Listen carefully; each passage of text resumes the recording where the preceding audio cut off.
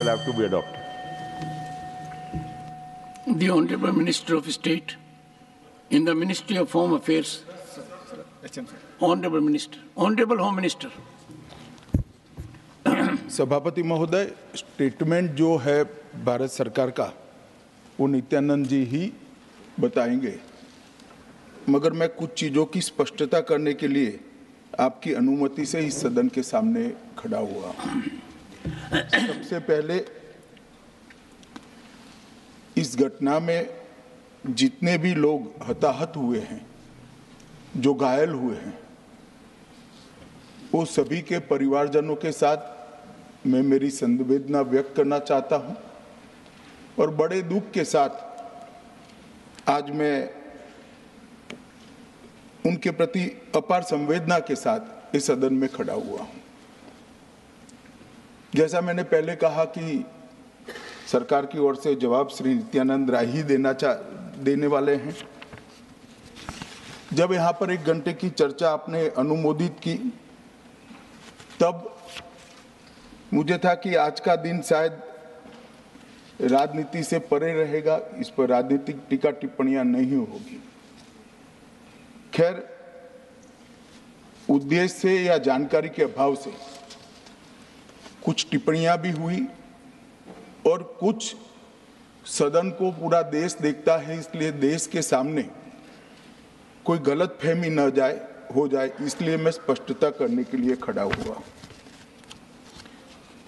दोषारोपण हुआ या जानकारी के अभाव में मुझे मालूम नहीं है, मगर मुझे स्पष्टता करनी है माननीय महोदय, आपके माध्यम से सदन से और सदन के माध्यम से पूरे देश को। Early warning early warning early warning early warning बोलते ही गए। अंग्रेजी में जितने भी गंभीर प्रकार के शब्द है अपने भाषण में डालकर इसको बताया गया। मैं सदन के सामने स्पष्टता करना चाहता हूं, 23 जुलाई को केरल सरकार को अर्ली वार्निंग भारत सरकार की ओर से दी गई थी। 23 जुलाई को, 7 दिन पहले, फिर 24 को गई, फिर 25 को गई, 26 तारीख को मान्यवर ये कहा गया कि 20 सेंटीमीटर से ज्यादा वर्षा होगी, भारी वर्षा होगी, लैंडस्लाइड होने की संभावना है, मड भी रस होकर आ सकता है और लोग इसके अंदर दबकर मर भी सकते हैं। मैं कुछ कहना नहीं चाहता था मान्यवर, मगर भारत सरकार की अर्ली वार्निंग सिस्टम पर सवाल किए गए, इसलिए मैं कहता हूं प्लीज लिसन अस, मत चिल्लाइए, प्लीज रीड इट। जो वार्निंग भेजा है उसको पढ़िए जरा। और इस देश में कई राज्य सरकारें ऐसी हैं जिन्होंने इस प्रकार की वार्निंग का उपयोग कर जीरो कैजुअलिटी डिजास्टर मैनेजमेंट किया है।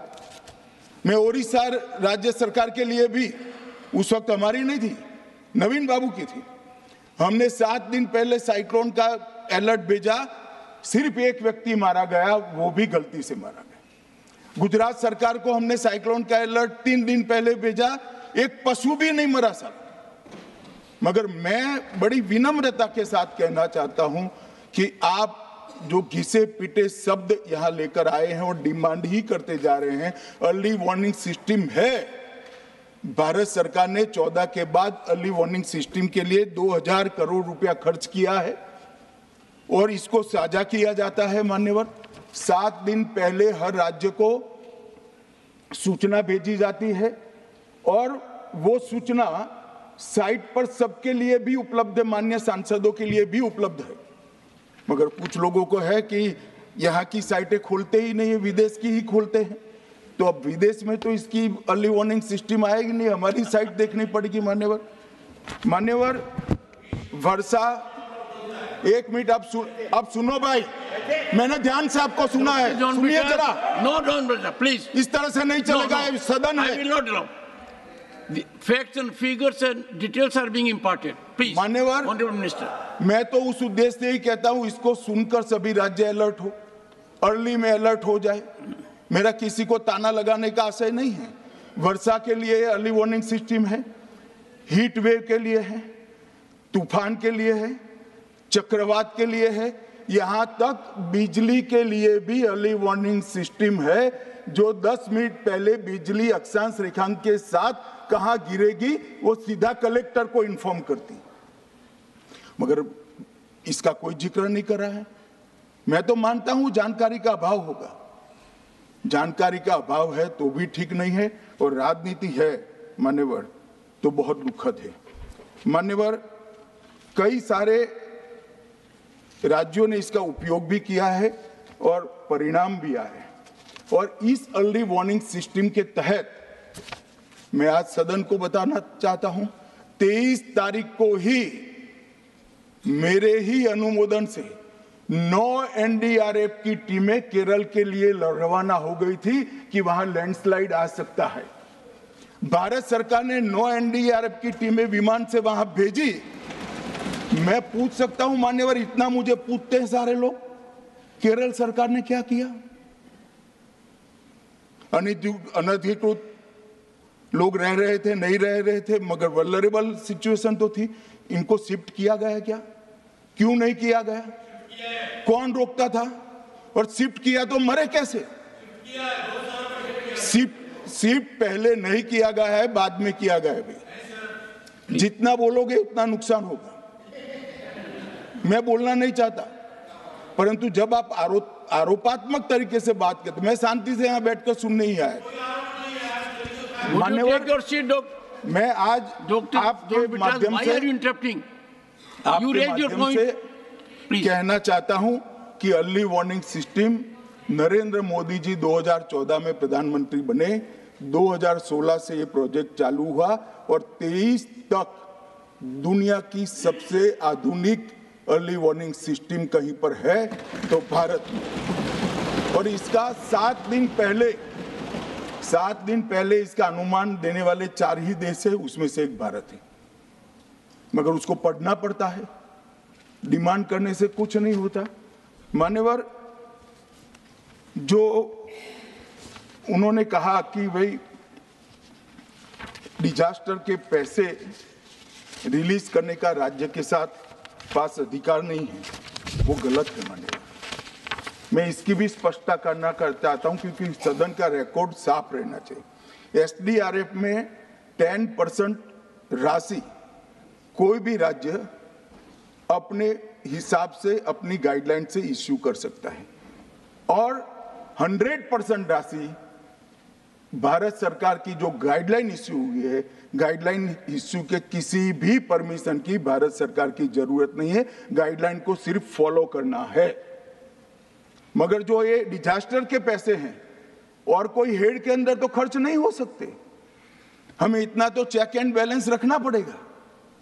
तो फिर भी 10% खर्च तो डिजास्टर के नाम से कुछ भी आप करें कोई नहीं पूछता। 90% खर्च आप गाइडलाइन के हिसाब से डिजास्टर के लिए भारत सरकार की कोई परमिशन लेने की जरूरत नहीं।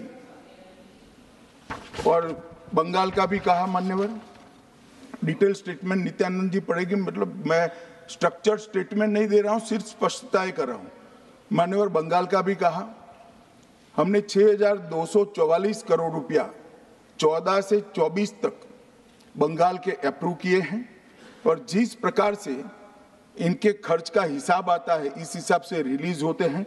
उसमें से 4,619 4619 करोड़ रुपया हमने रीएम्बर्स कर दिया है, मगर वहां थोड़ा प्रॉब्लम है हिसाब भेजने में।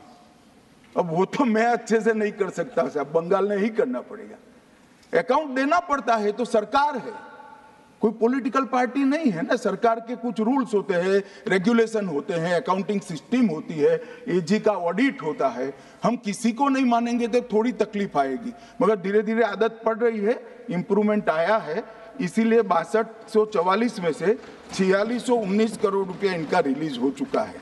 और मैं फिर से कहना चाहता हूं मान्यवर, अर्ली वार्निंग सिस्टम दी गई थी, इसीलिए 23 तारीख को हमने एनडीआरएफ की 9 बटालियन वहां पर 9 बटालियन वहां पर हमने भेज दी थी, और 3 कल रवाना करी है।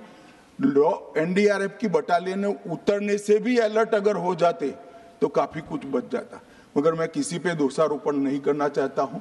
ये समय है केरल की सरकार के साथ खड़ा रहने का, केरल की जनता के साथ खड़ा रहने का और जो लोगों की हानि हुई है उनके साथ खड़ा रहने का मैं सदन को विश्वास दिलाना चाहता हूं। Irrespective of party politics, Narendra Modi सरकार केरल की जनता और केरल की सरकार दोनों के साथ चट्टान की तरह खड़ी रहेगी, किसी को संशय रखने की जरूरत नहीं।